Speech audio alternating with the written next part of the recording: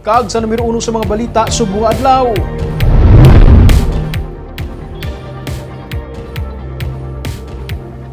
Missing sa gihapon ng 24 anyos ka lalaki nga ginaligar ginsipit sa duha ka mga lalaki kag ginkarga sa motorsiklo matapos ang encounter sa Himamaylan City sang Miyerkules.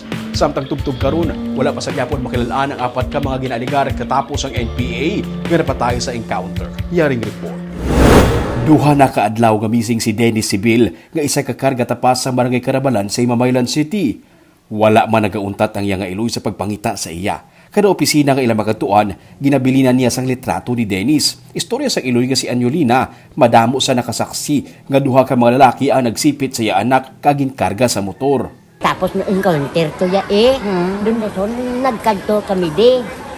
Nang kiyaya, nagkayo sang iya motor. Pagkayo sa iya motor, may duha ko katao nga nag-ano sa iya. Apat kuno kami kuno kay amo mo. Ding bantayan siya duha man, may nag-ano mo to kuno kuha siya duha. Pagka kay umo naglakan ang bata ko, ging lagas kuno to, ging sipitan ging karga sa ganing motor yan dala pa. Ginpablatter nila sa pulis ang among nga insidente. Ginlantaw niya man ang mga bangkay sang apat ka mga napatay nga NPA pero wala didto ang iya nga anak. Suno sa hepe sa Himamaylan PNP nga si Police Lieutenant Colonel Reynanti Humukan, mangayo sila sa buling sa intelligence unit sa iban nga tropa para makakuha sang dugang ka mga impormasyon.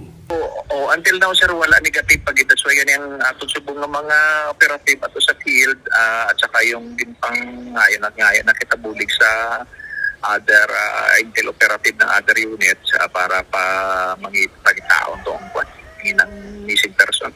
Si Dennis lang ang na-report nga missing, samtang tubtub subong wala pa makilala ang apat ka mga napatay nga mga NPA. Duha naman ka mga soldado ang pilason sa natabo nga encounter. Suno pa sa PNP, may clearance na gikan sa Philippine Army nga pwede na makapauli ang tanan nga mga evacuees sa ilang nga mga balay. Miyerkules, 3 kasunod-sunod nga mga encounter ang natabo sa tunga sang Army kag NPA sa Barangay Carabalan sa Himamaylan matapos may nag-report sa Army nga mga residente sa lugar nga may NPA nga nagapangayo sa mga supplies sa ilang nga lugar.